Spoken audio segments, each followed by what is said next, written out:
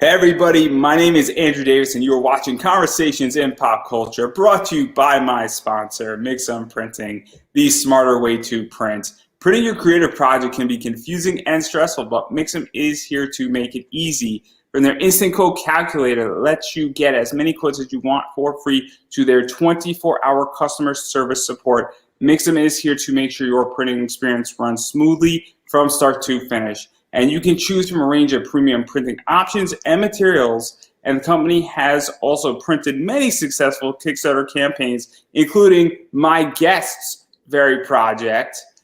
So obviously you've heard about them, and if you haven't, you're about to on this very show. And they offer services in the United States, Canada, Australia, and the UK. And Mixum can print and reach your audience anywhere in the world. So if you're ready to print smarter, not harder, head over to Mixum.com, and right now they're running a promotion where listeners of my show can drop my name, Andrew Davis, in the message tab of a current order to get a 5% discount on their first order. And I know and you know that every percentage that you get off, especially if you just reach your goal or $1,000 or even $10,000 off, makes a huge difference. So that is Mixam.com. Again, type my name, Andrew Davis, in the message tab of your current order to receive 5% discount on that very order. And so without further ado, I got comic creator Sam Quinton in the show. So welcome to the show, man. It's good to be here, man. How you doing? I'm doing good. My head is all right because I know everybody wanted to know that. I know everybody wanted to know that. And if you don't know why I'm mentioning that, well, you could just pretend that you're in on the joke. So having said that, you currently do have a Kickstarter going on. I do, 47 Furious Tales, issue 3. Apparently, I don't know what number I have to get you to, so that's going to be fun. And you also have the artist. You did promise to get past 20,000, so we're gonna keep drinking with you until we get there, I guess. No matter how many bottles it takes. There you go. But you're buying, so it's all good. Even if we fail, we'll have a good time failing. We'll fail up, right? There is no failure. We only succeed. And also the artist edition of Volume 1 is part of this Kickstarter. So before we get too far ahead and before this show completely dissolves upon itself, what is the basic premise of this comic for those who are unaware of it and haven't backed issues 1 and 2, haven't heard of it? Because it is familiar territory to some people. Obviously, the story might sound familiar, but it's also might be brand new territory at the same time. Right. So 47 Furious Tales is a 12-issue limited comic series that tells the story of the 47 Ronin from Japanese history. But we tell this using anthropomorphic animal characters. So this is a comic book series. It's kind of in the vein of things you would see in like Teenage Mutant Ninja Turtles or Usagi Yojimbo with anthropomorphic animals acting the roles of our principal characters. And so we take the story from history and we're telling these events as they occur. Now, most of the time when you see the story of the 47 Ronin either in a movie or in a stage production, they tend to act like, okay, Asano was killed, and then within a couple of days the samurai rose up and struck down his adversary. But historically, that was actually a period of almost 2 years. So there's a lot that actually happened in there that we don't normally see covered too much. So issue 1 was successfully funded on Kickstarter on the second try. And we got that out. It basically introduced Asano Naganori, the Lord of Eiko, and several of his key samurai who were part of this story. Issue 2 gave a little bit more depth to what was going on and introduced an underlying plot from our main antagonist. And then issue 3, the one that we're bringing now to Kickstarter, is really a lot about action and some resolution on Kira's first attempt to act against Asano through this bandit gang, the Grey Wolves. This particular issue is very action heavy. So much like the overall layout of the story we have planned across 12 issues, this is one of those parts that you have intense, heavy, decisive action that lends itself to the greater story. So when I wrote this overall narrative, when I structured the outline and figured out what was going to be in each book, I tried to follow a storytelling motif after the pattern that you see in Akira Kurosawa movies. Who of course did a lot of great samurai epics, not just samurai epics, but just probably the greatest samurai epics that have ever been devoted to film. And a lot of the strength in his movies, in that particular vein, is in not using violence gratuitously, making sure it's quick and decisive and actually has a purpose for forwarding the story. And so I tried to make sure that we were doing that in this series as well. And so this is one of those big fights that come up and forces our antagonists into a new method of attack. And we get to enjoy furious samurai action as a result. Yeah, so there's a lot to unpack, and we're going to dive into a bunch of it. But I am curious where this idea came from, because obviously my first foray into anthropomorphic was Mouse. Right. And obviously that's a very, very intense graphic novel. I read it in high school. I read it before high school. I did an entire report on it. And I love that. And it also changes the way you view something. It makes it so that you sort of pick up history a little bit differently, because you're visually, viewing something. Also, Cat Shit One is another one that does that really, really well. And so where did the idea for you to take what is a well-known story of the 47 Ronin? It's been done in anime. It's been done in manga. Obviously, stage plays, movies. There's been adaptations of it. And go and throw animals into it, for lack of a better word, because it is really brilliant and it's smart, because it's giving history in a different way, and it's also, I guess, revitalizing it and repackaging it so that people can say, oh man, this is different, but it's also historic, and it's very cool, and it's super smart, and I appreciate it, because I would never think to do it this way. It wouldn't even come across my mind. But then when you see it, you're like, oh man, this is great. And this is brilliant. The origin of this was kind of a strange collision, really. I had always been familiar with the story of the 47 since a very young age. When I was in my teens and early 20s, I was a competitive martial artist. I fought competitively.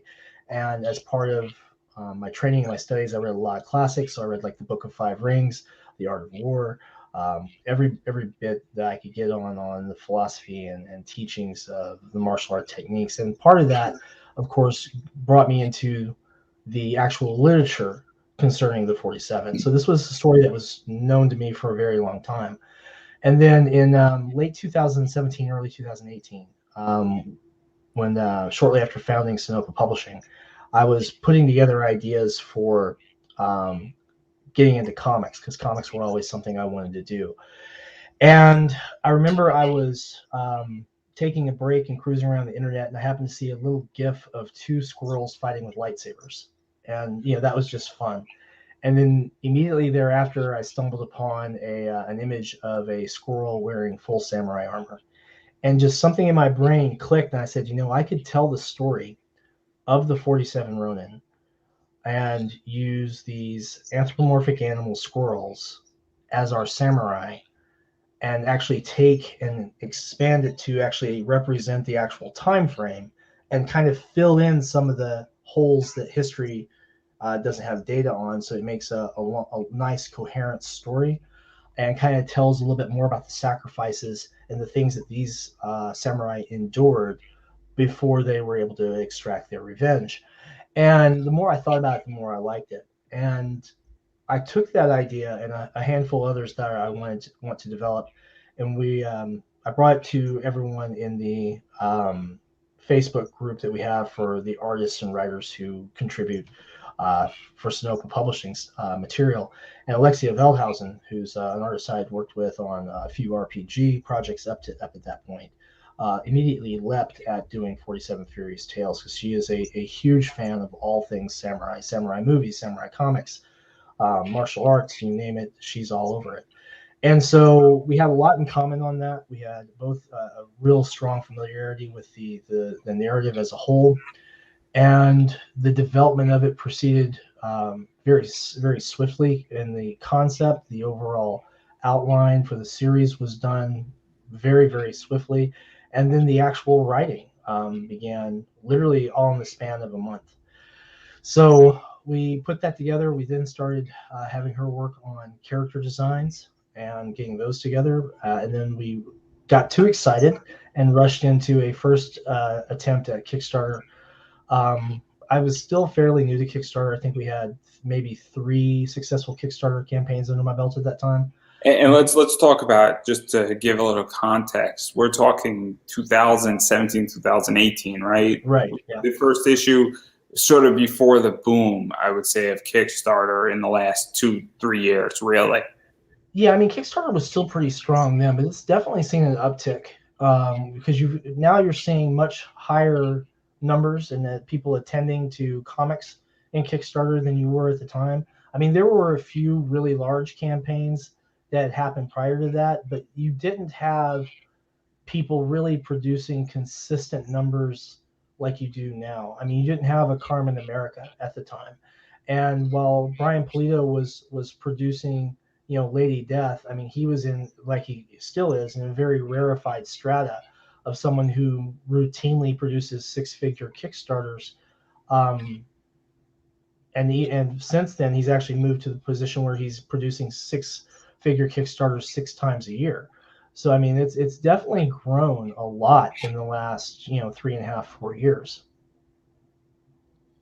And the reason why I bring this up is that obviously we're going to get into that Kickstarter and all the Kickstarter stuff, because obviously that's what people want to know, and everybody wants to know how to run a successful Kickstarter.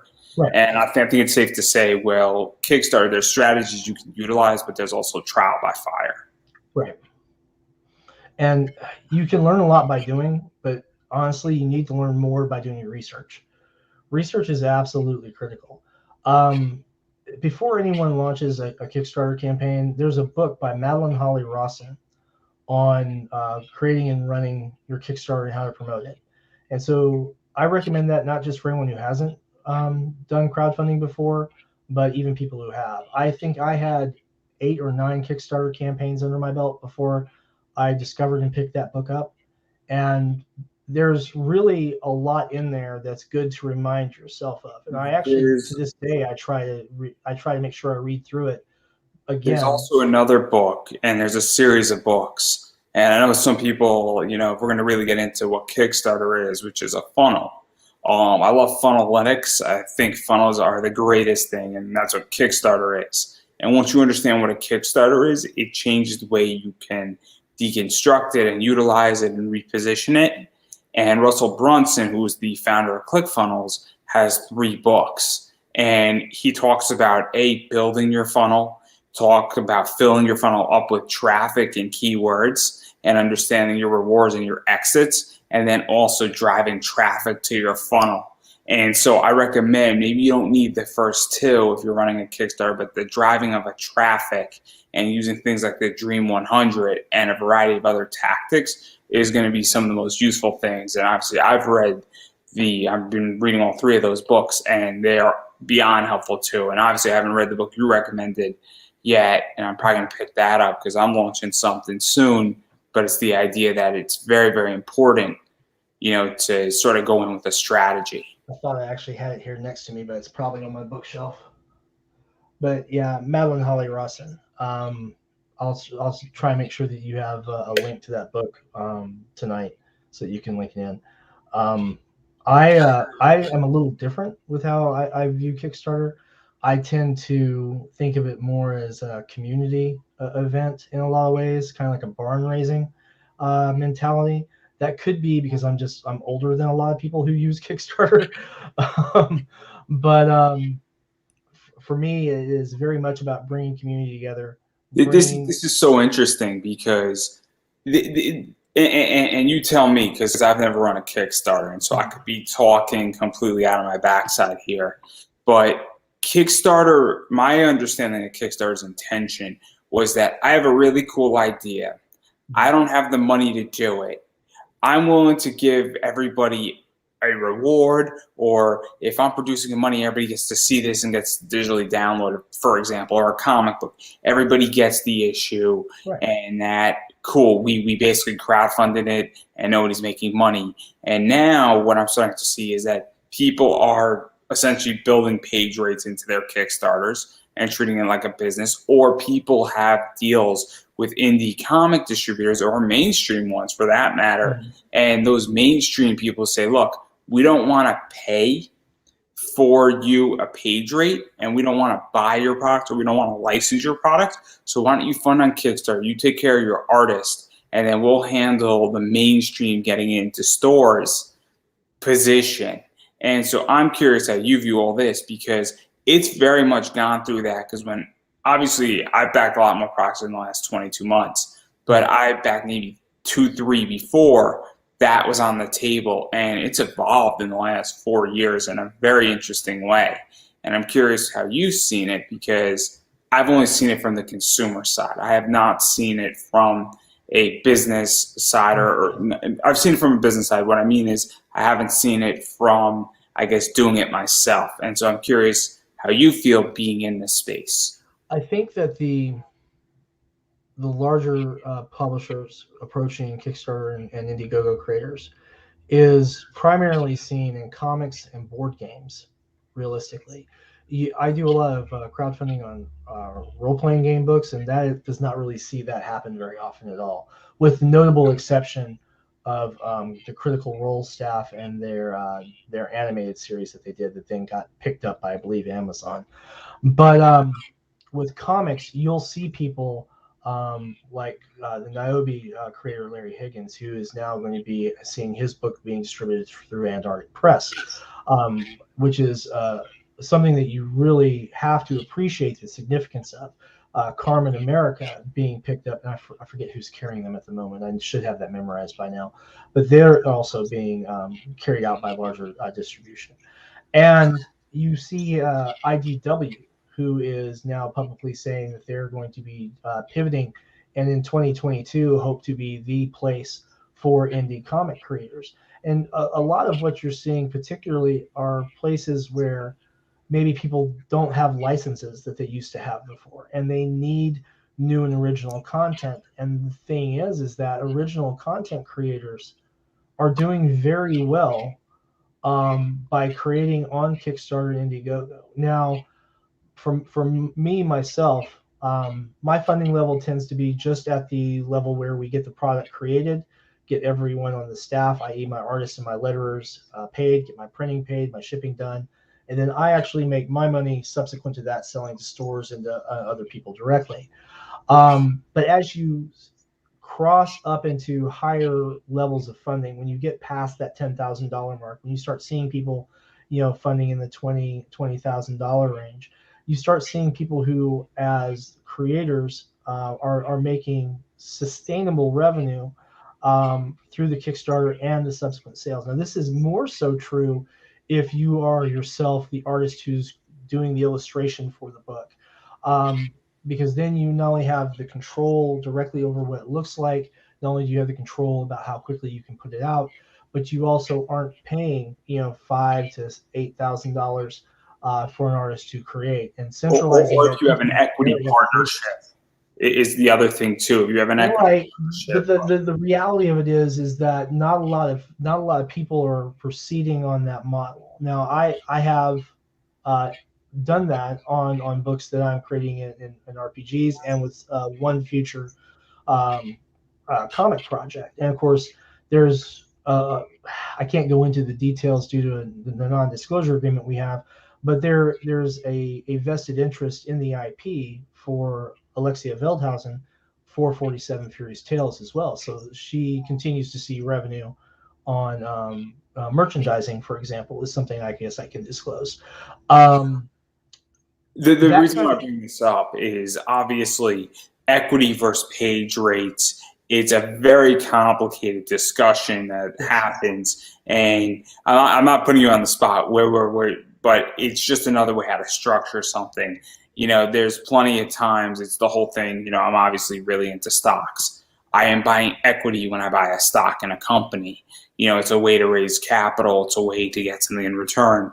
And it's ultra complicated, and it's very interesting to see what's happening in crowdfunding, where obviously, and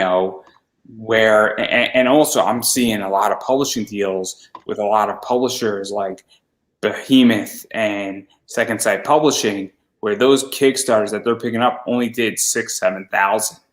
And what I'm starting to see is that, and I'm curious your thought, because again, I might be wrong, but I think a lot of these publishers sort of know there's good stuff out there, but they don't know what's going to hit exactly. Well, Second Sight has done very well, and that's a good name to put out there, especially when you start looking at names like Madeline Holly Rawson. But don't count out Mad Cave. Mad Cave actually got access to one of the best comic writers on the indie scene, and that's Brian Hawkins. And while a lot of people might not know him as a household name yet, that's just a matter of time. Brian Hawkins is an absolutely amazing comic book writer. I can't say enough good things about him. His book Cornrows, issue 2 didn't fund, which was a crying shame, because book one will really, really grab you. And in fact, if you haven't read it, I recommend reaching out to Brian and getting a copy, because it's a stunning book.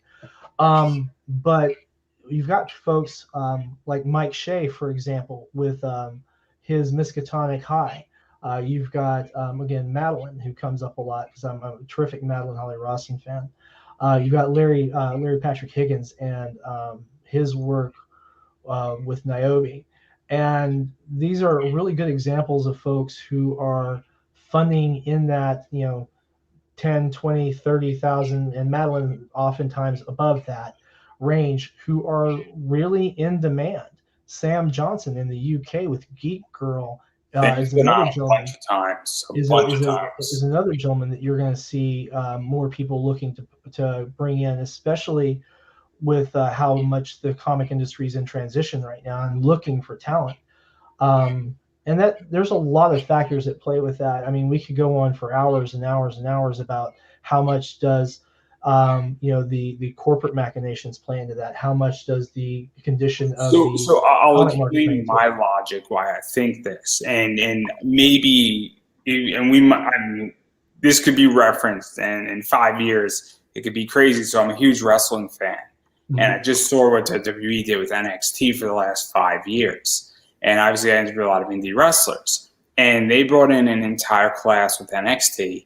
They brought everybody up on the indies, bring in a class of 16 to 20 wrestlers. Then they get rid of 10 of them. And then they cut that 10 down to 5. And then they cut that 5 down to 3. They keep the 3. Now the rest are gone. But they brought in another class. And they brought in another class. They brought in another class. And now WWE has changed the way they're doing business. But the reason why I bring all this up is, for a while they did this for 8 or 9 classes, circling about 120 to 140 wrestlers, and they brought in, and they're keeping a bunch of people now. And the idea is that, I think, and that's where I'm getting this idea from. Now I understand it's slightly different in comics, but it's this idea that it's okay, that mentality in building your bullpen, because you don't know what's going to hit, how it's going to hit. And I don't even think it's a talent issue. I just think that entertainment is whacked out right now, where there's so much good stuff out there, but certain things aren't making it. Every season on Netflix, every 3 months, we get a great show that gets canceled because it just had no interest. And then we get, and Netflix is just taking those shots. And I get that it's a $20 billion budget that Netflix has. But if we look at it, the way I see it is that if we really get down to the core of it, all we're doing is we're talking about entertainment at the core, and it's all the same stuff, just with different money and a slight different position. Now, I love Larry. Obviously, I back Larry Higgins' project. Niobe is an amazing comic. Same here. It's really good, yeah. And Sam Johnson was one of my earliest interviews. And Yep.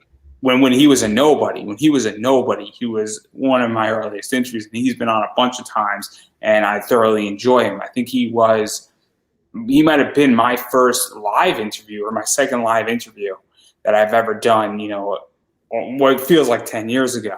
So I don't think it's talent. That's my logic. But we are so far away from talking about samurais. This is really such a great tangent, though. And then this is not going to get us to the 20K here. Well, we're gonna leverage you on that one. It might take a kidney, but we'll get to that. We'll get It'll take a kidney and me robbing a bank. Clearly. No. Just donate an organ. You'll get us there.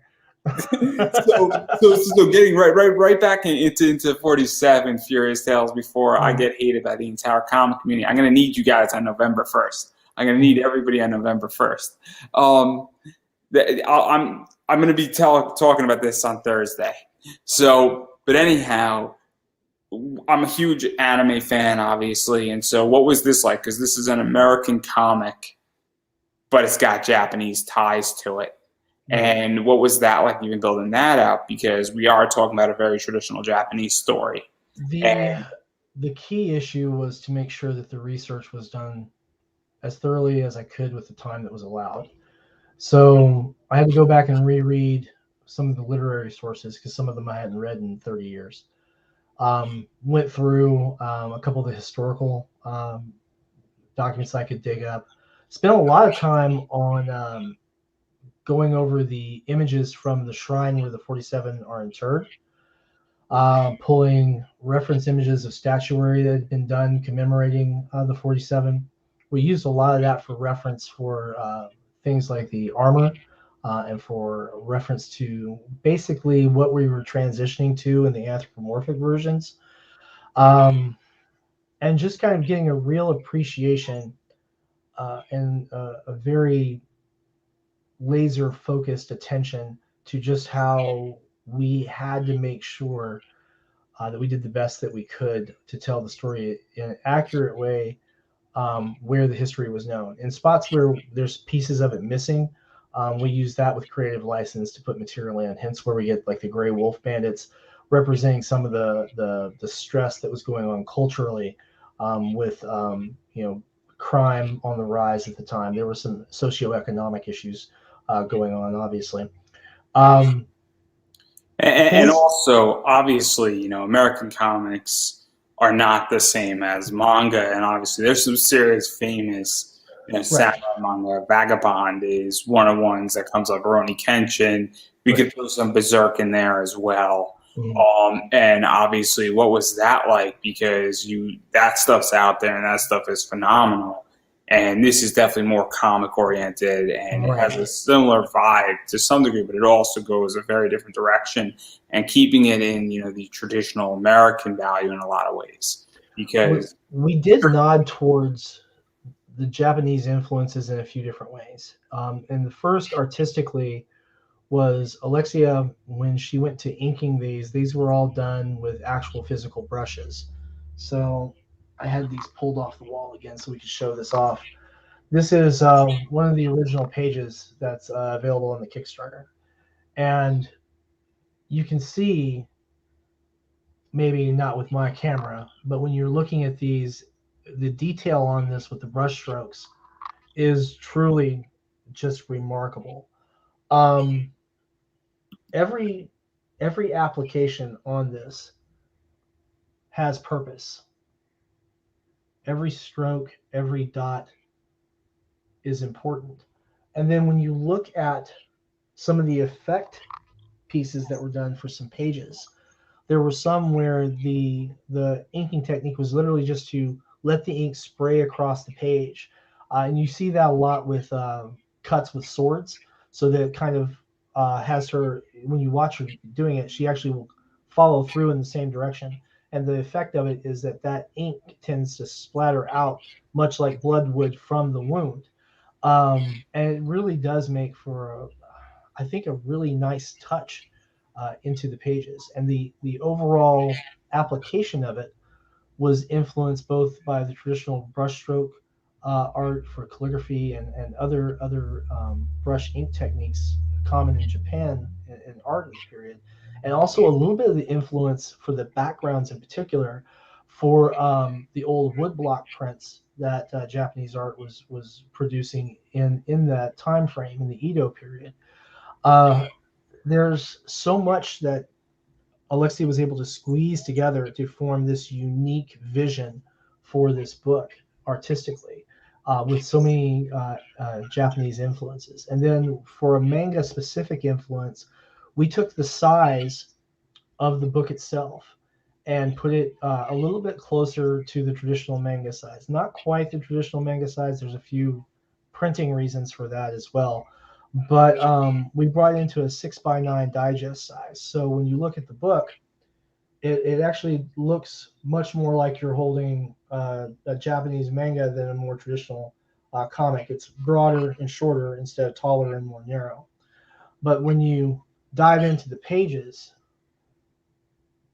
the focus is on making it beautiful with a lot of natural elements in particular, which is something that you also see in particularly a lot of samurai themed manga. I'll get the word out right eventually. So there was definitely a lot of Japanese influences on that. That's something that you'll never be able to deny, not just as the story straight out of Japanese history, but a lot of the artistic influence as well. Yeah, and I think it's very important with this tale to do that, and obviously with this comic to pay attention to it. And also, I think that at this stage in the game on Kickstarters, the fact that you are slightly changing the size of a book to give it also that, because it changes the reading experience. And certain books, a reading experience may or may not matter. But with this book, it does, because obviously you want to give that tie, and it changes how it's done visually. And somebody might not think too much about it, just might on the surface think that it's done because it might be cheaper, or you just wanted to do it that way. But it's actually not. It's actually not cheaper. It actually isn't. Is the funny part. The choices on this book, even the quality of the paper was important. Like this book, the cover on issues 1 and 2 is 130 pound cardstock with a satin soft touch finish. The book feels amazing in the hand. It's nice, heavily constructed, 80-pound interior pages. There are some comics that are produced where their cover is not that heavy, So it's definitely built to last. So let's talk about that, because I'm sure you've gotten Kickstarters that you're like, I just spent $30 for this cover and it's not up to $30 par position. And then maybe it's an exaggeration, but you get I've actually only had that happen once. I typically pledge for most Kickstarters at a digital tier, because that's actually more efficient for the creator. They actually get more money into the campaign. They spend less on fulfillment. Digital actually usually don't really have much, if any, cost at all for fulfillment. But for print production, there are some people who have shown consistently that they have particular attention to that. So Madeline Holly Rawson, okay, who is your name, you're going to hear that a lot out of my mouth, that's for sure. I'm a big fan. Her print quality I find absolutely no faults with. Mike Shea, Sam Johnson, Larry Higgins, Max DeVille. These are people who are paying attention not just in the art, they're paying attention in the story. They're paying attention to taking good care of their art team so that their artists are happy to, not just willing, but happy to come back to work on the project so they can revisit characters that they actually know how to draw, know how to put into action. And then also with the paper qualities that they're using, Max DeVille is a really good example of this recently with Mary Machine Gun, and the books that he had some foil work done on. And of course, Larry Patrick Higgins with some of his coming out too. And that kind of attention is part of the artistic expression, certainly, but it's, I think, more profound as a reader experience, because it really places that value at the consumer level, at the person who's reading, enjoying, and cherishing the book. No. I mean, I appreciate when somebody goes and gets a nice gloss finish on a book and actually chooses a gloss finish or a little bit more of a shine on a book versus, just giving me a straight, dull cover, or, obviously. And look, I'm not a print guy, or I'm not a comic, cover like expert in printing. But I know the difference between when something is quality and when something isn't. I'm not going to say, I know 130 pound versus 80, but I can feel a card stock cover is very different Right. than a traditional floppy, Hmm. and yeah, especially when I'm paying those extra monies on a variant. I expect a certain type of quality. And I think it's very important that, with Kickstarter, because Kickstarter is also more of an experience Hmm. right now versus than when you go to a store. Because I've seen it, and I'm sure you have, or maybe you have, but I have from my experience, where a book goes to a store and it's not the same quality in the store as it is on the Kickstarter. And I might have paid $5 more on the Kickstarter than I would in a store, but I'm also helping the creator get their project funded. I think that depends on the creator in particular. Um, the for example, the books that I ship to stores have the same come out of the same press runs that are used for the Kickstarter campaign. Um, the thing about that is that then you, as a creator, need to be mindful to make sure that you're bringing that same price value to your Kickstarter campaign. So variant covers, good example of this, the 47 Furious Tale issue 3 campaign right now. We have one variant cover by Paul Walcott, and people can add that to their pledge for just $5. So adding yeah, I know you saw your eyebrows go up. It's a variant that you just add on for $5. Yeah, exactly. And this is something that on participating stores, the stores who have been carrying 47, when we ship to them in bulk, they're able to put that book on the shelf at $5. So it just makes sense to me to go ahead and make that allotment on the campaign too. The books themselves actually price out at about $5. The big part of the actual Kickstarter tiers is actually in the shipping, and then in some of the value in the other additional pieces that are in there. For example, the digital PDF copies for the issues, the digital copies for the artist edition, print copies for the art edition, We're going to talk about this. We're going to things talk like about that. this. I promise. So, so, Mhm. so let's talk about value, because I'm sure you heard the statement where you either have to be the cheapest, the most expensive, or the most valuable in anything you do. And so obviously when you're granting a variant, if I back and I'm interested in getting issue 3 and then I'm interested in getting the variant, I could just add it on for $5. Mhm. That's a big value factor. And also providing that value and providing all that. So how do you figure out what is the correct value and saying, hey, I want the people who are backing this Kickstarter to realize they're getting the best deal here, Okay. and figuring out how to find that balance, because it is tricky. And Right. I'm sure I don't think it's an easy thing to determine in a Kickstarter, because, as I stated, I don't have a problem spending more money on a Kickstarter than I should for a project if I know I'm getting certain values with stretch goals, Right. or if an extra 3 pages is being added to it, or the book then gets a glow in the dark thing like Travis Gibb did on Cthulhu Mhm. Invades Oz, and Right. because that's adding value to my position. So determining price for any Kickstarter is for any Kickstarter tier or item on a Kickstarter campaign is a little bit of a complex issue.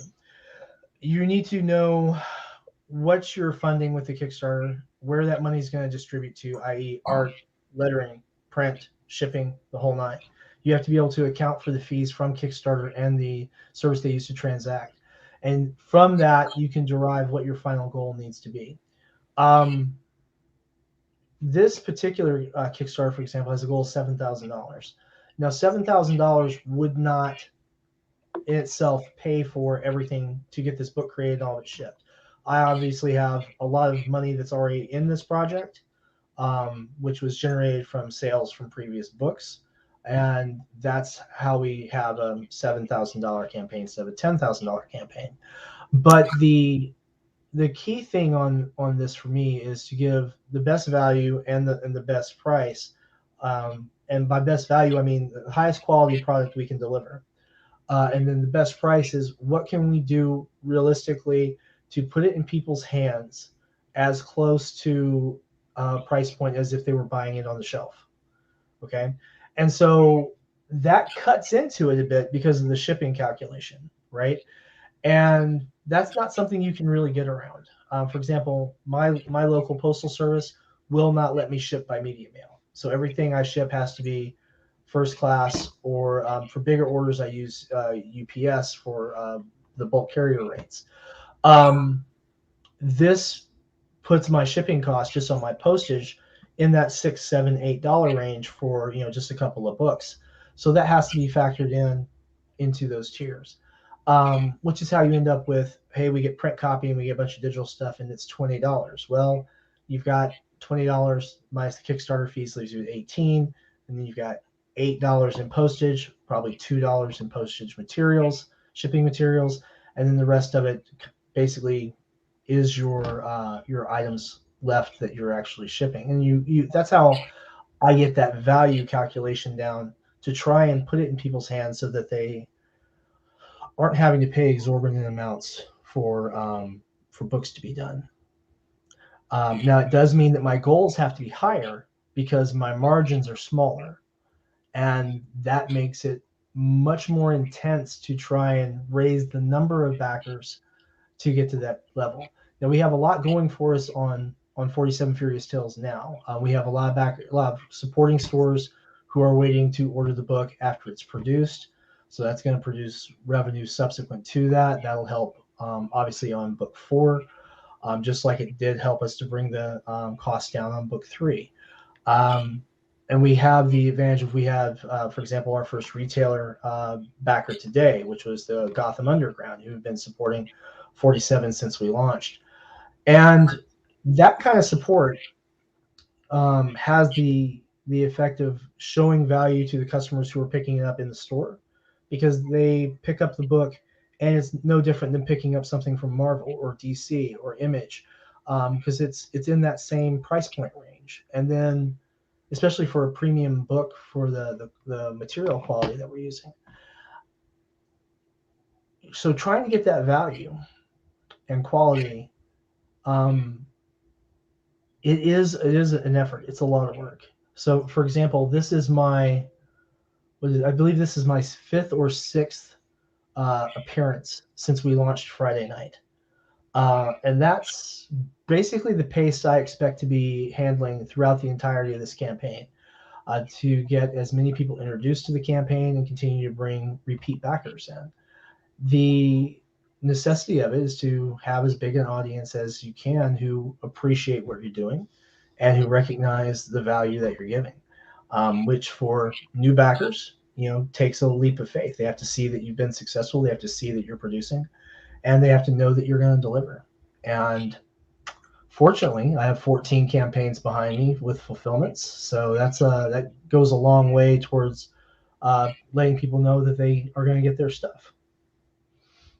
And even going further into this, because I also think this adds value, it's the idea that the product is the same for, as you stated, the retailers and for the consumer. So if, my retailer and my local comic shop, or, obviously I buy online from comic shops, aren't carrying this, but I back it on the Kickstarter, obviously I'm getting the same thing as if I was getting it from a local comic shop. Right. And I think that that's very important because it treats it now, I feel like it's more serious. And I think it's a common mistake with Kickstarters and people is that, and a lot of people who don't have a distributor, if you have, print to order, I think it's called, right?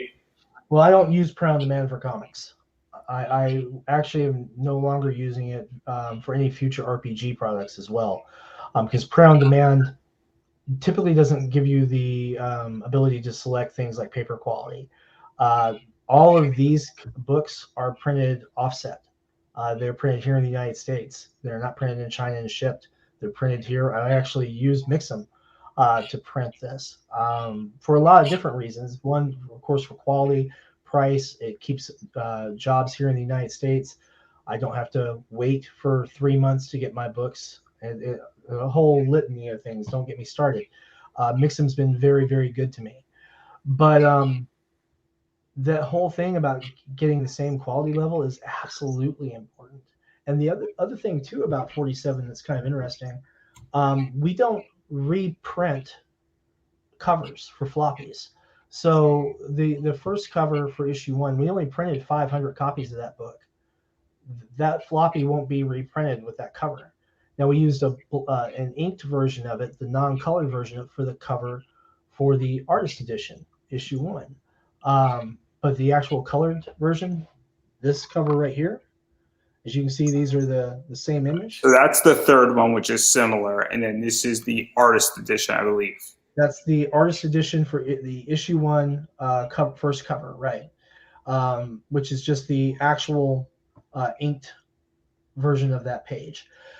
The reason we do that is to help preserve the value for our Kickstarter backers and the people who are supporting the book at this time.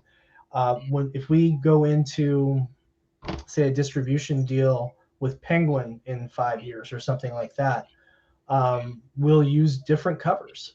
And so people who are, picking up books now, knowing that, hey, there were only 500 of this cover, there were only 3,000 of this cover made, there were only 1,500 of this cover made. The value of that as a collectible is more preserved through that. And I know you know a lot more about speculating on comics than I do, but it's important to me that the people who are supporting us now are looked after. And that's a very small thing to do. I can get another cover done for $1,000 and then print 4,000 or 5,000 copies and ship them to stores around the United States. I need to add more stores. Like I said, we're just into 23 as of this week, or 24, something like that. So if your local comic shop doesn't carry 47 Furious Tales, talk to them, because we will ship that to them directly. We don't have a distribution well, that's not true. We have distribution through Comics Mainstream, which handles distribution to stores like marijuana dispensaries, bookstores, and then what else are we in? We're in a game store out in Oregon, is where they're distributing right now. And they'll be putting into some local comic shops in Oregon soon as well that will be carried in too. But the comic shops that we are shipping to directly, I ship out of this home office, which is why we have all these packing materials behind me. Sorry about that. But yeah, it's whether it's Gotham Underground, whether it's East Side Mags, whether it's Dewey's, which is attached to the Kubert School, the Collective in Altamonte Springs, the Hive down in Texas, the Box down in Louisiana. I just drew a blank. Heroes Realm in Lexington, Kentucky, and the list goes on and on and on. Getting those books to those stores, it's like this. They order through me, I pack them, I ship them the next business day. As soon as they pay that invoice, it's in the box. So it makes things a lot easier on those local comic shops, because they can move that product faster. They can see a quicker return on their money, and they really don't have to worry about getting a shipment and they said, hey, we wanted 5 of these, what's this? Because if something is out of stock, I can tell them right then, hey, we can't ship that because that's out of stock. So we can do this for you if you like, or we can ship without it. And that kind of flexibility, that kind of agility is doing wonders for me, really. Yeah, no. I think direct sales are the future for a lot of companies. Obviously I bring up Zenoscope. They do direct live sales to their customers, and they've been doing it now since the start of COVID, and every con is shut down, and it's killing it. And they're going to New York Comic Con, and then later this month they're going to do a bunch of live sales. And I think it's very much the future. And so I actually am curious though, because obviously you mentioned the artist edition. What is the artist edition, and why do you want to do an artist edition? Because it's very different than anything else that's out there. Right. We had a lot of people who have been inquiring as to the original art pages from Alexia. So we make some of those available during the Kickstarter campaign, obviously, but those pages are usually $250, $300, sometimes as much as $400 a page. And the idea with the artist edition is to create a volume where people can see that art and appreciate what it looked like at that inked level, at those raw pages before they were digitally colored. And so we have all those scanned files, and we're assembling issues 1, 2, and 3 for the first volume, along with the actual illustrations that were done when we were working on character concepts. In fact, if you like, I'll make your sponsor very happy and your audience happy here, I hope, and I'll show you guys something a little special. So this you should have in just a moment. This is Mix'em, a preview screen for the print copy of the Artist Edition. So this is the cover image that we're using for Artist Edition Volume 1. And with the Mix'em interface, you can come in here and take a look. So this is not the final font. We're still working with that. But we take and we start this and we go through and show all of the unlettered, raw, inked pages that we have from Alexi on this. So this is the first and second cover of issue 1. And then the very first page that you see when you open 47 Furious Tales. And this book is actually 92 pages of content between that. I'm going to thumb through.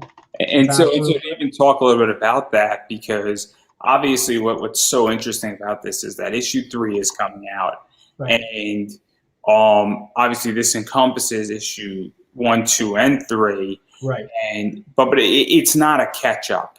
It's sort of a catch-up, but it's not a catch-up because there's no real lettering, and you're just seeing how it originally was done. This very is much literally just so that you can appreciate the art as it was created by hand.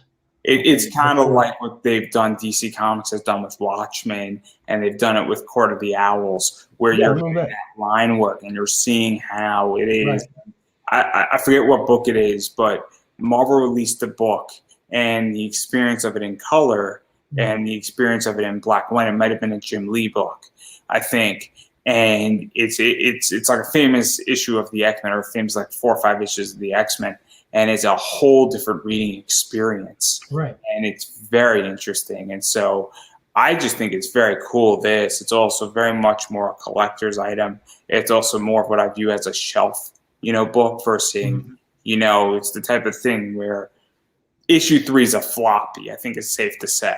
Right. Issue 3 is a floppy at 24 pages.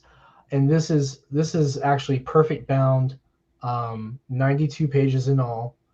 And this will also be available at the retail locations who are supporting us as well. Now, the simple fact is, with only 23, 24 retailers supporting us, not, oh yeah, Phil, I'll get 47 Furious Tales will be available at New York Comic Con issues 1 and 2. Not 3 though. 3 won't be available anywhere until after our fulfillment's done. But the Artist Edition is going to be available after fulfillment for those supporting stores, and then we will take and make those available on subsequent campaigns until that print run runs out. Now that as a collection we will reprint eventually once we run out of the first press run. But the thing about it is we want people to be able to have it. And yeah, it is definitely a collectible item, but we don't want people to have to pay premium collectible prices for it. So with shipping factored in, adding that on to your order is only $20. So that basically makes it, its retail price is probably going to be about $14.95 on the shelf, depending on where you're at, because some stores will price them a little differently. But considering the amount that's spent on the shipping of it, to be able to add it on for $20, or there's a tier for it where it's both copies of issue 3, the digital rewards, and then that print copy of it for $40. I mean, it's a hell of a bargain on Kickstarter right now. And I don't think a lot of people have fully caught on to that yet, but I'm hoping. I'm hoping that let's go into that a little bit, because obviously this is a premium product. Obviously, you're getting the regular issue. you're getting this, and obviously it adds weight to it. I think it's safe Yes. to say, oh man, I'm about to drop some breaking news, guys. But when you add weight into any package, it costs more to ship, Yes. and you know, obviously shipping isn't cheap, and I Mhm. think you factor shipping in, Yes, and shipping's included in these tiers for everyone within the United States and the territories. so I think that's something that a lot of people haven't figured out because maybe they've never seen an artist edition before, or they've never seen Mhm. anything, or they because that's what I'm curious about is that this is a brand new product. I've never seen an artist edition. I've seen trade paperbacks, I've seen catch ups Mhm. of perfectly bound things, but I've never actually seen an artist edition on indie.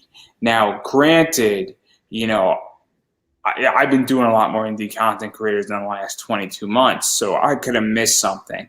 But I think that's something that's being missed, and I think it's a real issue because I think this is really smart. And I think it's also the idea of saying, look, this is something if you're a fan of this, and Mhm. also from an investing standpoint, you know, if this does become a motion picture or becomes, into Penguin, books or goes into another distributor or you get an action figure and it's that character and then there's a chase variant of that action figure, well, that's going to affect this. And this might be a sleeper in a lot of ways. Mhm. And there there are other folks who have put together books that are like this.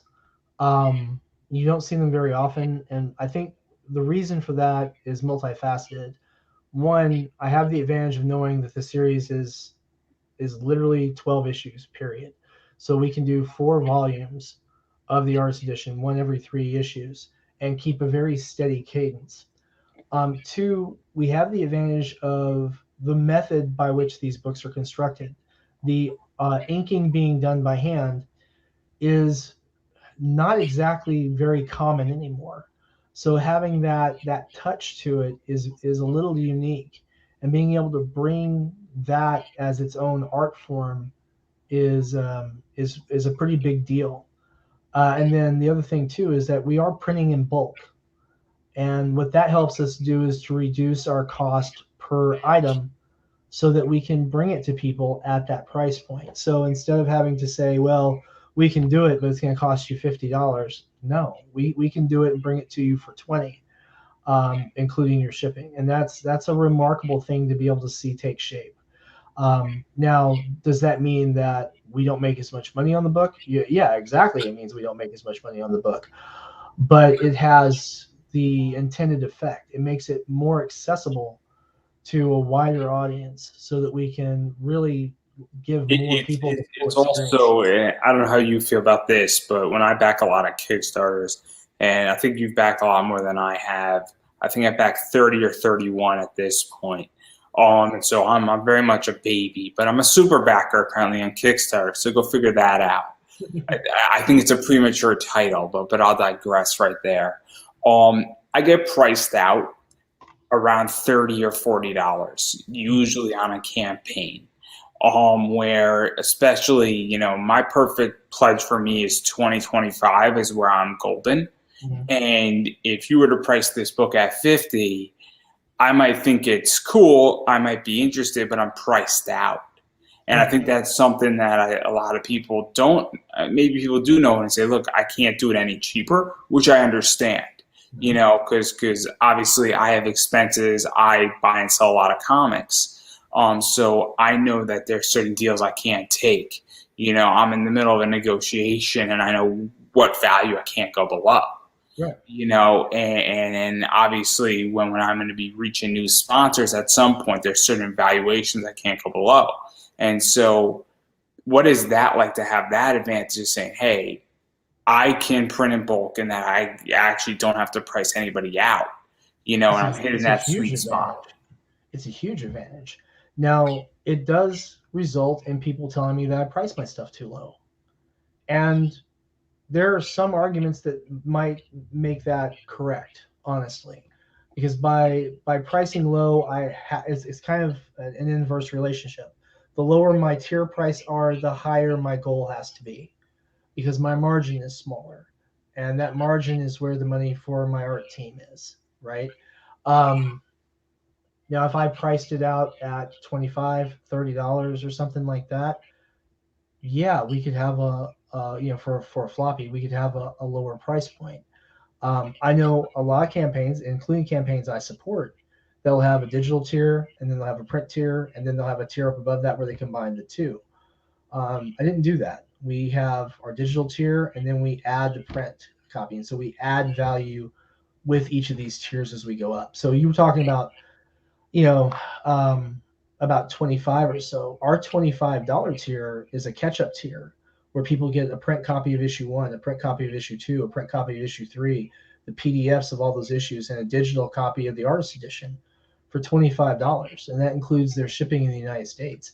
And the only reason I can do that is because I'm printing in bulk. And that's a hell of an advantage to have, because that's being able to put 3 books in people's hands, 72 pages a comic, for a price point that was more common for a 30-page book or a 32-page book. And I'm the first person to say this, where obviously I'm a collector of comics, and I hate when I'm buying a $25 tier and there's not a digital copy included. Now, I understand maybe not a digital copy of the artist edition. I completely get that. No, that's in there.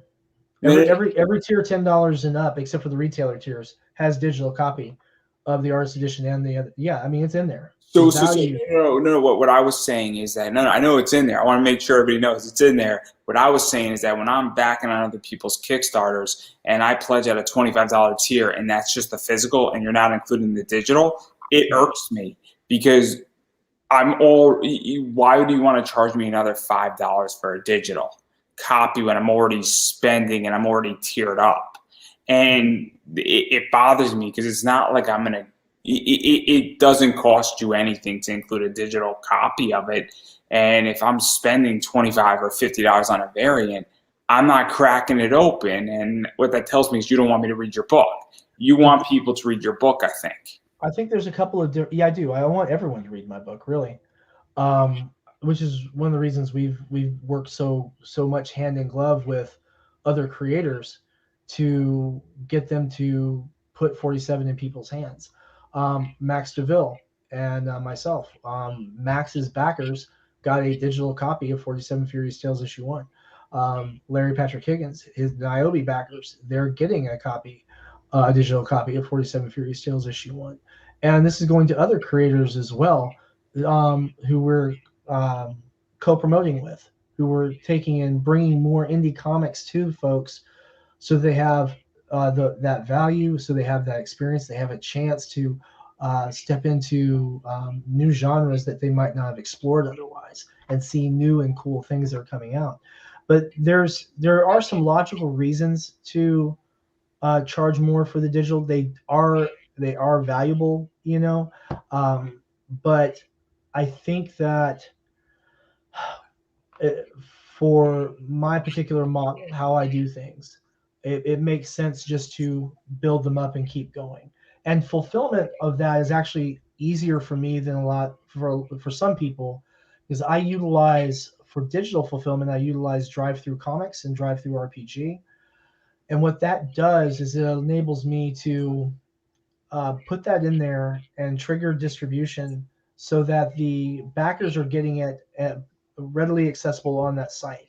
And not only can they download it from there, but it stays in their library there as well. So they can download it and have it on their phone. They can download it, have it on their tablet or their desktop. Isn't that one of the biggest flaws in Kickstarter, that there is no central file when you get all these digital comics? And I understand that creators on Kickstarter might not want to give Kickstarter that power.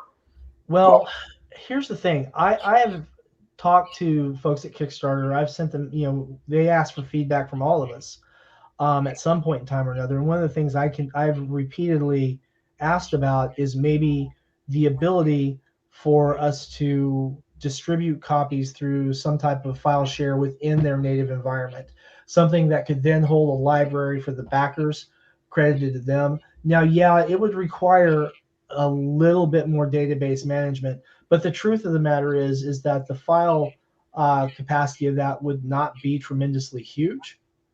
It would make fulfillment much easier, and Kickstarter's making a ton of money, and a few $1,000s more for cloud service every year would not hurt them. And I think it would be far, far, far more convenient. But I can also understand why they wouldn't want to do that, because there, among other things, there are some data security questions about that. Whereas if we're using someone like Drive-Thru Comics, who already has their security protocols in place, time tested, so that you can upload documents, and when they're making them available, there's no malicious code embedded in them. That's reassuring, and I like being able to do that for backers, not just for the fact that they have that, but also it's easy on fulfillment. I mean, I can fulfill 200-300 people. I shouldn't say that. My most has ever been 208. I think it was 208. Anyway, I can fulfill that in an hour digitally, easily, with time to spare. Taking my time and dotting the I's and crossing the T's. It's easy. As opposed to physical fulfillment with the packing, the labeling, the shipping, the mailing, all that kind of stuff. That's obviously much more intensive, but the digital fulfillment, like that. And I try to recommend to other first-time creators for comics and for role-playing games that they make use of that, because it is a very valuable resource, and it's incredibly handy, not just for yourself, but for your backers, because it automatically produces, like I said, in that account library for them. If they ever have a hard drive fail or something, they can always go back and get their books. And it's a lot easier for them to do that than it is to chase down creators 5 or 6 years later. I agree. And also, things just get lost in Dropbox, Sure.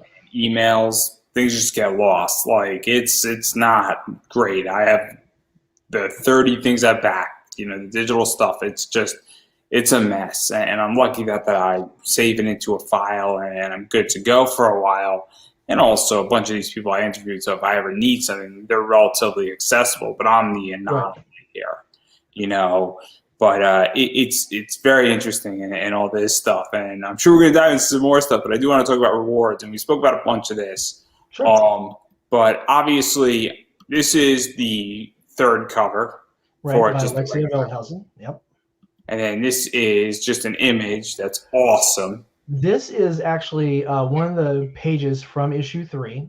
It's not colored in this particular set. And actually, after we've posted this, Alexia has decided she wants to go back and redo some of the elements of this now that she's had time to look at it, after she's had it done. So this will get redone a little bit. But what we're doing with this campaign is we're going to show these pages. We're going to show them from the inked level. And then later on in the campaign, you'll start seeing the colored versions of them. And the idea here is to, one, accommodate the production schedule, but two, also to make sure that we're sharing the experience with the Kickstarter backers of really watching the book evolve, so that they can see that and appreciate it, and share in the experience. Because for one, I love seeing these pages come together. I love seeing them when they go from pencils to inks to getting the color touches on them, seeing how they take shape as the lettering is applied. Those individual elements coming together to make a completed pages, I think that's a really beautiful thing. And then obviously we sort of spoke about this, which is the artist edition. Mm-hmm.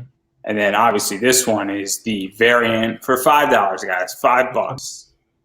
And by so, Paul Walcott, yep. Paul does great work. And so that's a really cool one. And if you're going to spec, it's not that bad of a spec. If you're just picking up, one tier for $5 more, you can go this way. We will probably only print about 1,000 of those. And the reason being, well, I mean, if we have like 1,000 people back it, we'll print about 2,000 of them. But we probably won't print more than 1,000 over our Kickstarter order. So it's going to be a limited quantity, definitely. And then obviously there's this, which is, I think, another page. Right. This came out of issue 2. This is one of the later pages. This was one of those dynamic, bloody scenes. And with issue 3 being so packed full of action, we wanted to show some of the dynamism of the title line itself. And this is particularly telling because this is our Grey Wolf Bandit chief, who is really up to no good in issue 3, and the Samurai of Asano have to come down and handle it, and it's he's pretty important in this section of the story. And this is just one of my favorite things on the entire Kickstarter, this image. Right, and this is also from issue 2. We have Lord Asano Naganori in the front, Yasube and Yahei, the fox samurai, behind them. And then Chikara is the squirrel directly behind them. And then some of the other samurai we have scattered in the back there. Now, there is a little bit of a spoiler in here. Alexia Veldhausen decided that she wanted to put a little bit of an Easter egg in this image. And so one of these samurai is not like the other. And I'll let you guys figure that out over the course of time. If you have to know, pledge to the campaign, send me a message, and I will spoil that little Easter egg for you. I figured it out. It took like 10 seconds. That's all I'm going to say. Okay. I think I figured it out, but I'm not going to ruin the game here. And then obviously those are the images, but then there's original art tiers. Obviously, if you're a store and you want it, you can pledge and you could pick up a variety of different things. And one of the cool things you do is that obviously you could pick up 30. I think there's 60. I think there's a 90, issue tier. There's some artist editions. I'm sure that if somebody wanted to order 200, you wouldn't say no for whatever reason. Yeah. We've shipped as many as 300 to a store before, so that's not a problem. I'm sure that if somebody has an odd number, you can figure it out for them. But also what I understand is that they can pick up a certain number of each issues, from my understanding, given that, certain stores might just want issues, 10 of each issue, or they might know that their backers or their customers, not their backers, already have, for the most part, issues 1 and 2, and they need more issues 3. And obviously that's something that's out there. And then obviously all that stuff. And that's really good customer service in a lot of ways. Like our first retailer back today, and they've been, like I said, it's Gotham Underground. They've been backing us each step of the way. They've been tremendously supportive, and we know what they need. We know what they need. That's not a problem. They came out and they backed the campaign anyway. We'll have to we'll get up with them later to add the additional content they need. But primarily they need issue 3, and then a few copies of issue 1 and issue 2 sprinkled on top, because they've actually sold 3 orders of comics so far, sold out of 3 orders of shipments for 47 Furious Tales so far. So the book is moving, the book is selling. It's selling very well for shop owners. Even we shipped to the box when they were first opening, and then tried to turn around and ship another shipment to them. The Collective, the same way. The Collective actually, I think, has maybe now regained the title of the store to sell the most titles. I think. I'd have to go back and check. If not, they're only behind Third Eye Comics. And that's Pete.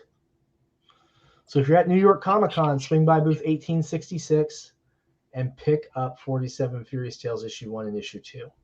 I don't know any of these people, so I'm really not good. So I'm just going to say I'm sorry that I don't know any of you people. Pete is a wonderful artist.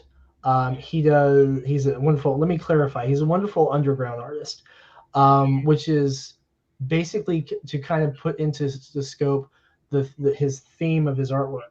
Now, the funny part is if you follow me on Facebook, you're going to see my daughter opening stuff from Pete Vasquez, because I commissioned Pete for things I give to my child, because his work brings her incredible amounts of joy. You just see her face just light up, and it's really wonderful.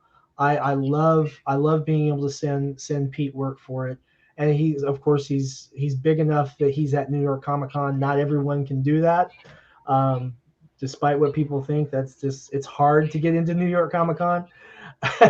And he's got a big space. So definitely come down, pick up that. You can also pick up works by Max DeVille at that table.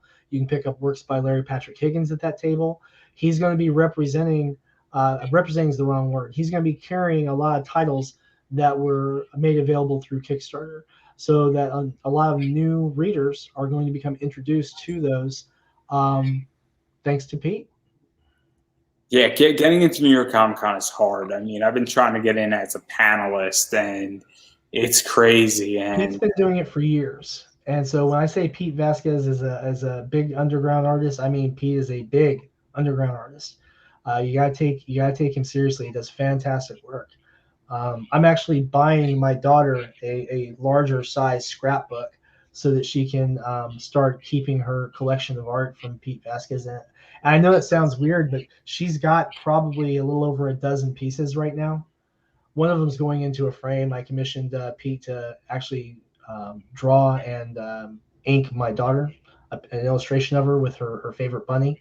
So that's going up on her wall. And yeah, Pete's the best. He's fantastic. and obviously there's a lot of stuff going on, and so obviously we spoke about your goal being high and why, Right. um, and obviously people should back on that front. And then also though, one of the things that you've done that I think is fantastic is that you have a very interesting first stretch goal. Yes. And so I actually like it where you're doing a private Q&A. Mm-hmm. And I think that's when we reach, or you reach 8,000, right? Mm-hmm.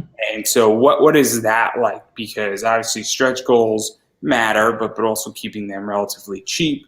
And well, every dollar you spend on a stretch goal comes out. And there's been plenty of Kickstarters that have definitely done their stretch goals wrong.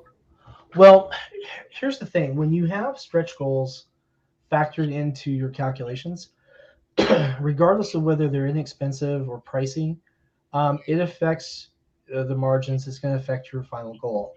But the fun part about this is they need to really bring value for the backer. So in this one, what we're going to do is actually Pete Vasquez is hosting this for us on November 5th, the day after my birthday.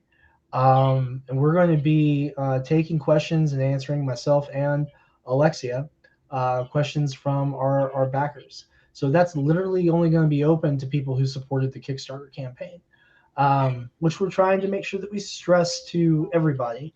Because there's some folks who have asked if they could come in and check that out for their channels and whatnot. I'm like, the only people who see this are the people who back the campaign. That's it. And Pete's going to make that accessible. He's a Twitch streamer on top of everything else, and he has an affiliate, so he's keeping his stuff on Twitch. So it's really very kind of him to facilitate that for us. I'm really looking forward to it. And then even going further off of that, obviously, you are also doing a, print at 10K, and then it becomes double sided at 11. And then obviously at 16, the book goes from being a soft cover, the artist edition, to a hardcover, which is also really nice because obviously that goal benefits everybody who has an artist edition book. Right. And that's the point for stretch goals, I think, is to bring more value to the backer without negatively impacting your costs. Because I think as a Kickstarter creator, one thing you really have to watch out for with stretch goals is damaging your cash position and hurting your ability to fulfill. A stretch goal should never be constructed if it's going to interfere with your ability to distribute your backer rewards, if it's going to cause a problem with the shipping, if it's going to require additional packaging. Those are warning signs that you probably need to rethink that. I think digital are really ideal, as particularly for comic Kickstarters. And then the next things you see are adding additional content, additional pages, if it's possible. In 47, it really isn't because of the way the story is structured. And then adding art prints that don't really negatively impact the shipping weight. That art print, for example, that goes out to everybody who has backed at a print tier. So unless you're all digital, you'll get that art print once we are at that stretch goal. And like you said, at the next one up at 11,000, it becomes two-sided, where we'll have the raw black and white inked version of Warren Brown's piece on one side, and on the other side will be the colored version, colored by Phil Leon. And that's, I think, that's good for mitigating weight, obviously, but it's also a good way to give value without without impeding the ability to fulfill, which should be a real high priority for all of us who are creating Kickstarters. Yeah, and obviously prints are not that expensive, all things considering, to produce a Right. print and then also weight. It's not that bad, and it's so important. I like art prints the most out of stretch goals. I like Mhm. art prints, and I like magnets, and I like metal cards. Those are my three favorite things because The thing I find that I've done in the past, the art prints have worked very well for me. Um, and stretch goals are always one of those things. Well, like, really, was it something to do? Should we have done it a little differently? We've added, for example, in role playing game books, we've added additional art content. And that was always tough because it does increase your costs rather quickly.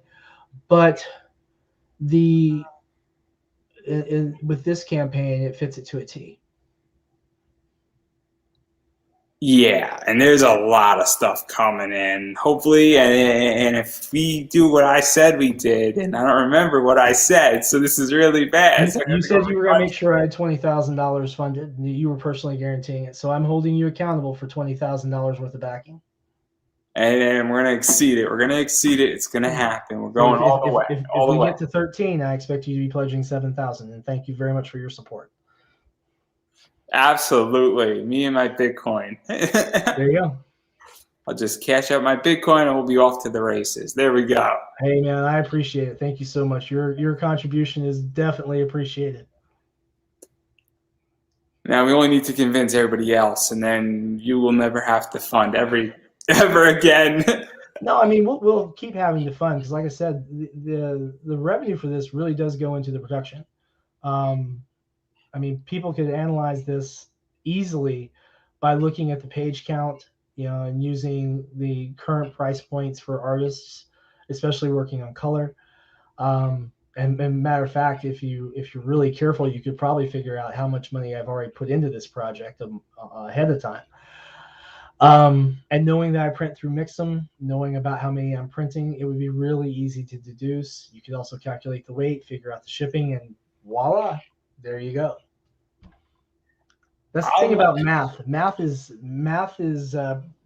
pretty easy to work through if you know all the factors that you're looking at. I mean, I know how much Mixum is. I don't know anything else, and I just know that there's a lot of money that's put in to projects. There's a reason why I am not doing Kickstarters and I am not funding a comic. It is expensive to do it, and Comics are expensive, yeah. and I'm not gonna lie, I have economic parameters in my business and in my personal life that I am funding certain things first and foremost. And also, I'm in between jobs right now, and well, I don't want to become poor, and I would like to. Well, like I said, that's I know that the spot you're in. That's why your contribution is so greatly appreciated. Your sacrifice will not be in vain. No, it's going to be in vain completely, and it's going to be bad, and it's going to be horrific, and here we go. So you cash out half a Bitcoin, It's half my Bitcoin and a kidney. No, just one half of one Bitcoin. You'll be fine. Or one kidney. Yeah, one kidney will do it. I mean, you have to for a reason, right? Like, yeah. We don't have two hearts. I mean, I'm just saying. Bilateral symmetry, man. Bilateral symmetry. I'm just saying. Who knows? Maybe I'll become faster, as a runner after I lose one kidney. Less weight on me. Well, you'll have to run. You'll have to run to the restroom faster. That's for sure. So yeah. That is true, and my speed will increase. I'll beat Usain Bolt every time. Yep.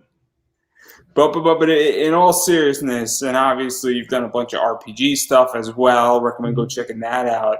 I am curious though, because obviously I want to back out of this project, and I'm gonna give you a chance to self-promote. Don't worry.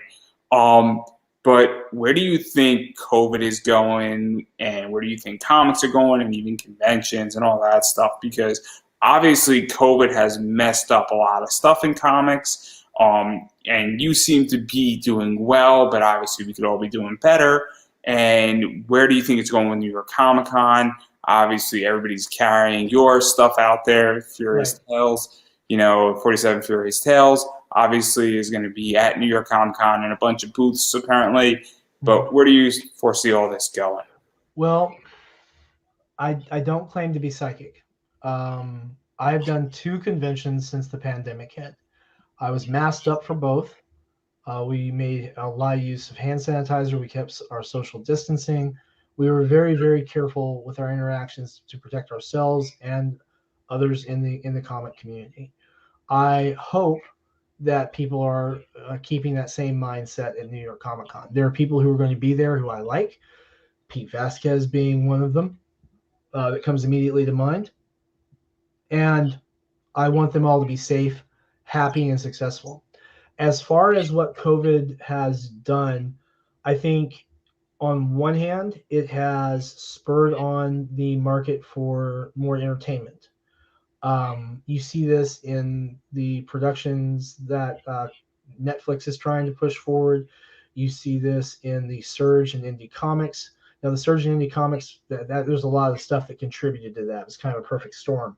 But there are a lot of indie comic creators who saw their campaigns jump up rather sharply. And it happened in large part because of their own efforts and their own work. But it kind of crystallized into being when you see more and more people saying, hey, I want good comics. And if your local store has been closed down because of the pandemic, if they're not open, if they're not operating, or if you can't get the books that you were reading before because maybe they're still on hiatus, then getting new and exciting books like Mary Machine Gun, Human Hunters, Neo Tokyo, Niobe, Geek Girl, Boston Metaphysical Society, um, Miskatonic High, and of course 47 Furious Tales is a real appealing option. Um, and being able to supply that means that we get to make more stuff, and making more stuff gets people more excited about what's new. And so if you're willing to work and you can really put your all into your projects and you can deliver them, then you see this growth in your patterns. For example, we're at, let me see, I think we're at 78 backers right now, right? $2,888 pledged of our $3,000 goal. We have only been live since late Friday night, and we're at 41% of our goal already. Now, that's a much higher point than we were even at issue 2, where we had, instead of 1 variant cover, we had 2 variant covers. Our price points were a little different. Shipping was lower at the time. And so we're definitely seeing a benefit as more and more people are coming out saying, "Oh, right, 47's out now." Fast forward to next year when our release pace continues to increase, and we expect to get 3 issues out next year for 47. Not to mention our other titles coming out, and that kind of intersection of people wanting that entertainment, wanting something that they can get a hold of and enjoy, I think has benefited those indie comic creators who are creating, who are producing their stuff and getting it in people's hands. Because that's one of the big things about comics. It is primarily a tangible physical medium. You can enjoy digital comics, and I do enjoy digital comics, but I think that for a large number of people out there, getting that physical copy of it is a huge part of their enjoyment of the medium. And doing that and fulfilling your promises to your backers is rewarded with people wanting more work from you. It's like the old saying go, the reward for a job well done is more work. So strap in, you know, hike your sleeves up and get to work. That's what I think COVID's done to indie comics. I think those people who were producing and who were working on producing and who were doing so in good faith are seeing the rewards of that. Even people who'd been, at really top tier performance levels before, Brian Polito, even Brian's numbers continue to grow. I mean, he's doing, when you look at his campaigns and they cross 300,000, you're like, yes. And now you're seeing them cross $400,000. And that is a huge audience to satisfy. And he does it consistently through hard work, dedication to his audience, and that is something that people are really appreciating right now. And that's my take on COVID and indie comics. COVID and indie RPGs. COVID's been a real prick. We lost a lot of really talented RPG creators in the last 18 months due to COVID deaths. We lost some amazing talent in the indie RPG scene, and it's painful. It's painful. We've lost some really great indie comic creators too, but the indie RPG scene, I mean, we saw some people who were in the bright beginnings of what should have been brilliant careers, just cut down, and it was tragic. It was really tragic. So, for that, from the bottom of my heart, COVID can go fuck itself. Pardon my language, but it's I've lost in the last since COVID hit the United States in February of last year. I've lost 4 of my neighbors to COVID. And 2 very dear friends who live in various parts of Kentucky. 6 people who I knew personally, and my neighbors who I used to see, every day. And COVID took them. And I keep that in mind a lot, especially when people want to know, what do you think about COVID? Well, COVID can kiss my ass. Sorry to be profane about it. It's just, it's one of those things where COVID was good for indie comics and bad for all of us at the same time. I know the feeling. It wasn't all sunshine and rainbows. We get more people buying our stuff, but there were some really great comic artists who died, and there were a lot of really great TTRPG creators who passed. So it's been hard. Yeah, I know the feeling in which that. I know a few people who COVID has taken away from us. So Yeah. obviously, I think a lot of people do, and it's a very crazy situation, and it's not good. And it's a wake up call in a lot of ways to people, and there's a lot of stuff that needs to be fixed with that. And So, yeah, I mean, go to cons, but be safe about it. You protect yourself and protect your community, protect your friends and family. Have fun, be responsible. It's like when you go out drinking, don't drive afterwards. When you go to cons, wear a mask, wear a funny mask, put a logo on it or a funny saying, put lipstick smooshes on it or what have you. Have fun with it, but protect yourself and protect others. And so on that note, though, I do want to give you an opportunity to promote yourself. So where can people find you? Where can people check you out on Kickstarter? Obviously, what RPGs you got. Don't forget OnlyFans. I'm just kidding. I'm just kidding. No OnlyFans for me. So let's start with just the social media stuff. You can find me at LL Sinopa on Twitter. It's Sinopa Publishing on Instagram and Sinopa Publishing on Facebook. And then, of course, I'm under WS Quinton on Kickstarter. We also do have a Sinopa Publishing page, but that's primarily for our RPG stuff.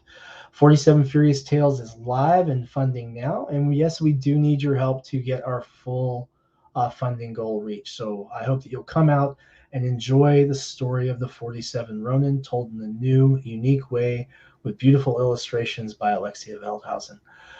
And then beyond that, you can find our role-playing game materials and our digital editions of 47 Furious Tales Issue 1 and Issue 2 on DriveThru Comics and DriveThruRPG.com.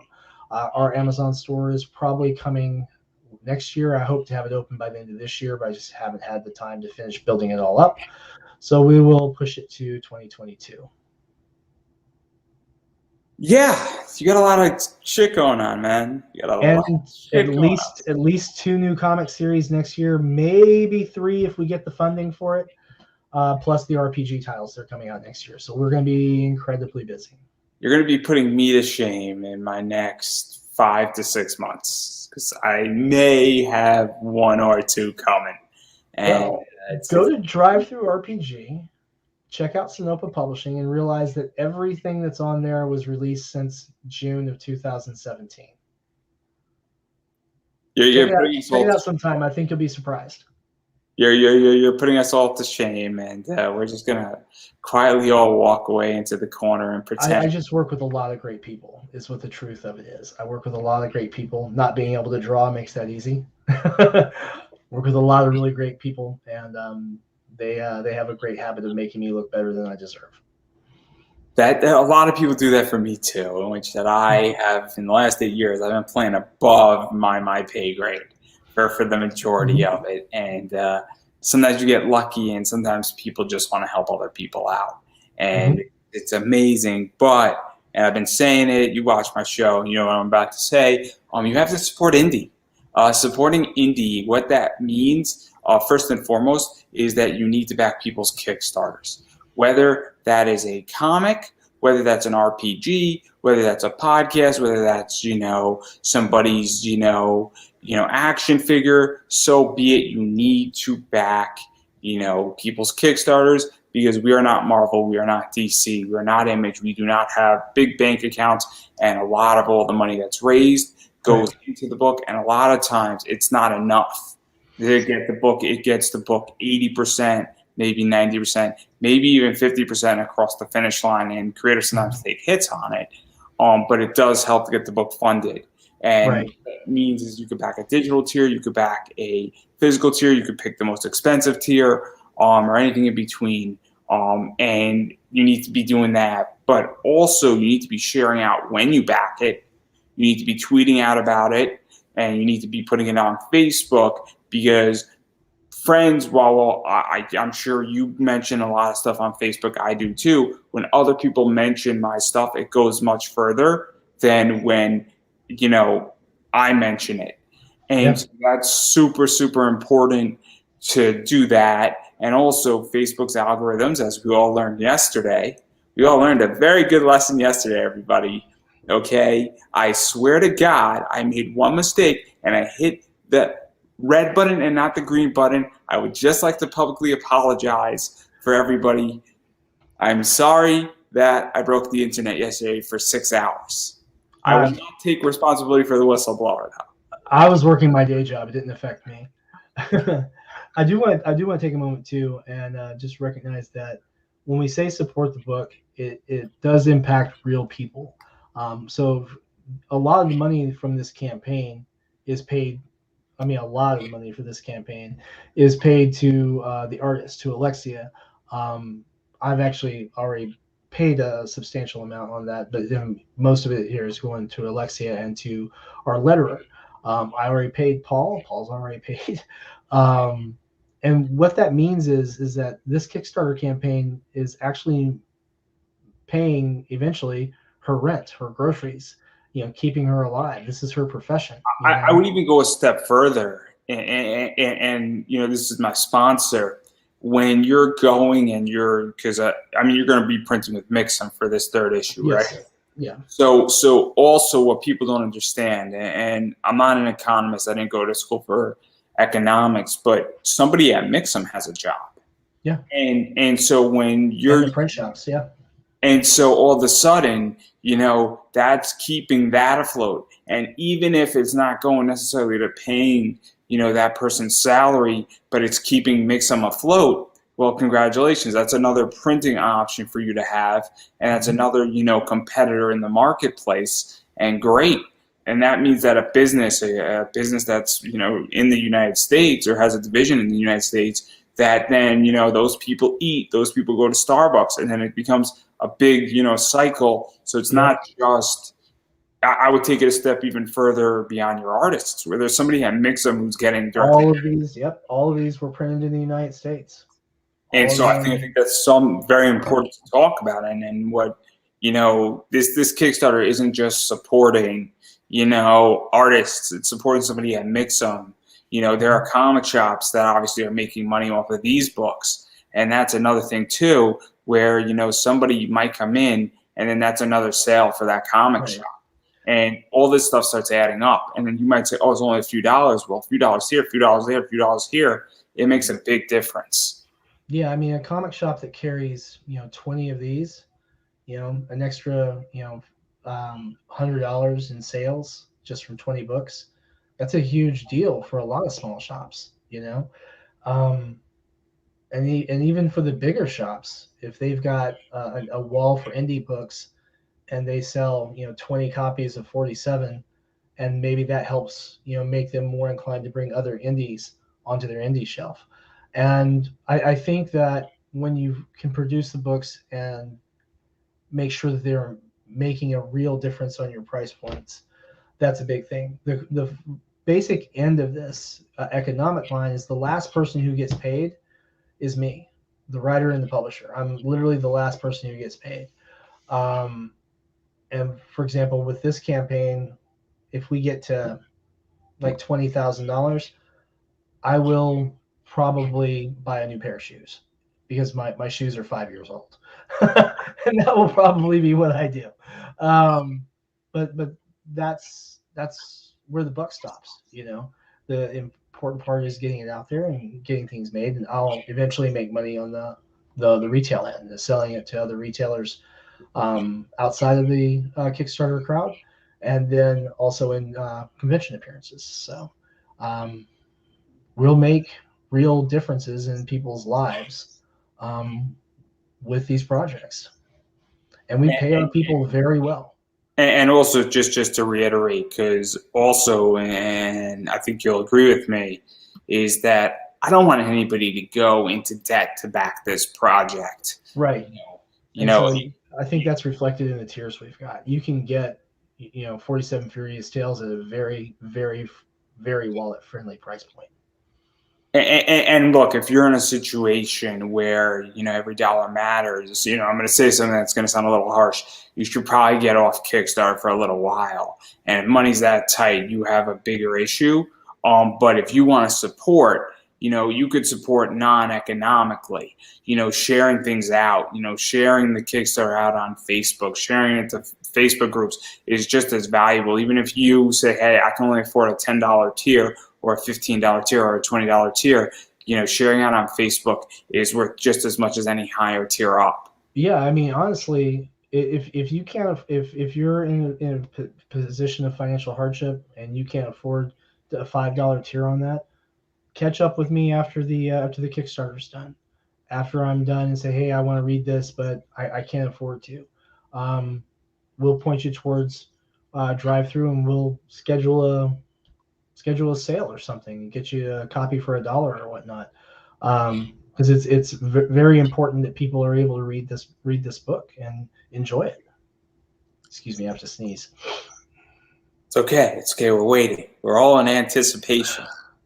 Sorry, trying not to. And I mean, it's happened on this show, and I'll say this, and I'm not going to say who it was with because I don't think that the guy and the girl want me to embarrass them. But what wound up happening is that, I shared it out and then they saw an interview and that person got 5 backers live because their Kickstarter wasn't appearing. And I didn't make any money. It was just that somebody shared an interview. Like, oh man, this is great. How did this not appear in my, positioning? So obviously that's something that's super important. But again, obviously backing indie matters. Also for those who are interested, I'm an indie content creator. I have a bunch of stuff going on. My sponsor covers a bunch of stuff, and they're making about 66% of season 3 happening. I got a project launching November 1st. I think, people, if they're smart, they can figure out, what my project is. Mm-hmm. And, obviously I'm going to be announcing more and more and more. It's going to be really exciting what's going on with that. But I have also Buy Me a Coffee. And so if you are inclined, all that goes right back into this project and also helps to make sure that, this stays funded. All the money's going back into either new equipment, certain, help in social media, maybe a light ring, or even just keeping reserve funds for the day where something is an emergency where I can't get funding. Well, we're going to keep this going until I get out of a bad situation. So if you're so inclined, everybody, and you're watching this, it's in the links up above, and it's greatly appreciated. But more importantly, I just want to share on this. Share it out because I want people to listen to this, and I want people to say, "Oh man, it's a really interesting interview," and a lot of stuff is spoken about. So obviously, after this, tomorrow I'm going to wake up, grab some Starbucks, find a kidney donor, and figure out what to do with all that. And after I ship out some comics, and possibly then I got to figure out how to get you up to 20 G's. So that's the plan. I expect everybody who's watching this to contribute, so I can save myself and I can make my own piece of art. And otherwise, I am gonna go to the liquor store and let's get to 90 backers tonight, or 90 backers to get to 80 backers tonight. That's what we should do. Let's get to 80 backers tonight. So 2 more tonight. Take it at a nice leisurely pace. Get us to 80, and then work on getting to 3,500 by Friday is basically how we have this paced out. 3,500 puts us at the 50% mark at the end of the first week, which is a really strong indicator. And we've still got more than 60 people who have saved the campaign that haven't pledged yet. And I think I've got 17 appearances scheduled for the next 3 weeks. So it's going to be quite a lot. Yeah. You got a lot going on. So on that note, I'm going to give you the final word. Okay. For everyone who's watching this, thank you for sticking with us. Thank you for supporting indie comics, indie content creators. I create 47 Furious Tales, a number of other comics that are coming, and RPGs. If you like the medium, if you want to step your toe into the indie comic pool and check out what's going on there, I invite you to check out works by myself, works by people like Travis Gibb, Larry Patrick Higgins, Tyler Carpenter, Max DeVille, Sam Johnson, Mike Shea, and of course Madeline Holly Rawson, just to name a few. Fantastic independent comic creators who are creating wonderful, wonderful stories. And let's not forget anything that's written by the man Brian Hawkins, because he is absolutely incredible. So it's definitely great to get new stories told by really passionate people. And I hope that 47 Furious Tales can be one that you'll enjoy for years to come. Yeah, I think that's the ending pitch, and I believe that is a wrap. All right.